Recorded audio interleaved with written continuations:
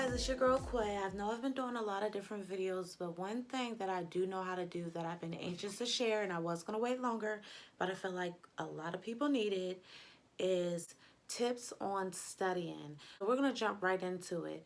When you're studying, we have a lot of material to read. You either have book work or you may have a PowerPoint that the teacher has given you. It does not matter.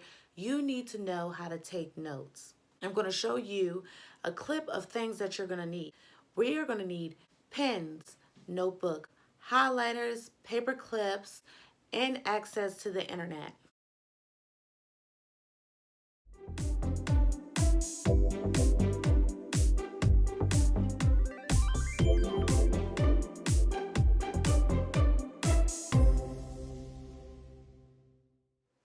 It is very critical that you follow these strict directions. Starting off, we're going to go through these things one by one. You're asking yourself, why do we need these things? What you want to know when you're taking notes and you're reading. In your book, you're taking the information that is key. You need to know how to point out key information. You need to know how to put it in your own words.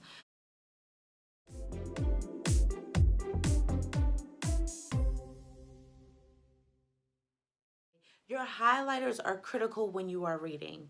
You can read as you highlight. What you want to do when you're note taking, if you prefer to take your notes while you're reading, that is okay. However, what I find useful is read, highlight, and then go back where you have highlighted, and then you can take your notes. And that is also helping you hear it again, see it again. It's important that all of your notebooks are separate. Do not keep one notebook. No, no. You can have papers and dividers and always label your subjects, but no same notebooks. For each class, you do need a separate notebook, and you need to label that notebook of what that class is.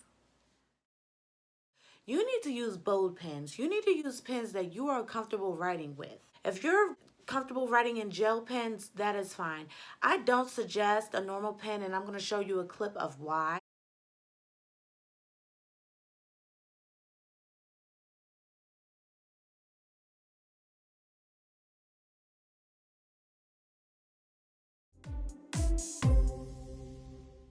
Title your notes from each paragraph to whatever sections that they're going to, and I'll show you a clip of my notes.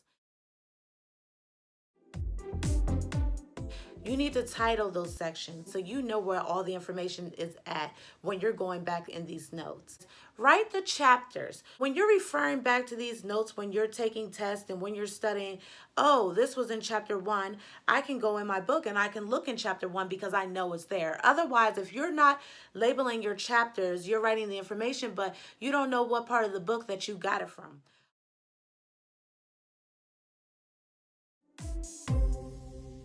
Bullet. Bullets point out key things.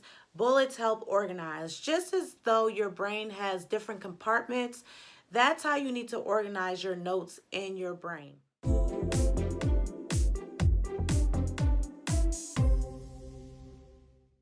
Number your notes. A lot of times when you have notes, there's several pages, and I have the same thing going on. You can have 15 pages worth of notes. However, if you're numbering your notes at the bottom of your page, you are keeping your notes in order. So you're not flipping through your notes, not knowing where they are, if somehow a part got detached. Oh, this is page number 2. I know it goes here.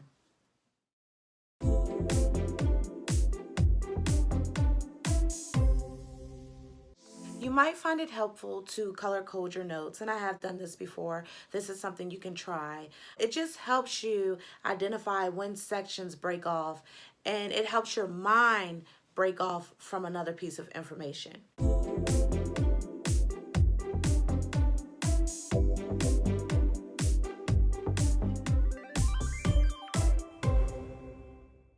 Identification, word identification when you're reading. Oftentimes, we all do it when we're reading, we don't know what something means. Okay, this is a part of the problem. We're going to get right into this. Do not keep skimming past something that you don't know what it means. You need to stop, and this is where your internet comes into play. Look up on the internet, what does this word mean? Because if you don't know what that word means, you lost all the information right there. Okay? That word is going to help you connect the rest of the information. It's all going to come together for you. So a little quicker. We're going to get through the rest of the materials. We went through most of them. You guys are probably like, well, what the heck do we need paper clips for? But what you need paper clips for is because at a time, you can't see that. I'll put the picture up. At a time, you can have 4 to 5 to 6 or even more chapters that you're studying for an exam. Paperclip those chapters because we have huge books and you get overwhelmed looking at this book and all these pages. You can even get overwhelmed looking at a chapter. So when you take the time to separate your chapters, then you know how much you went through, how much you need to go through.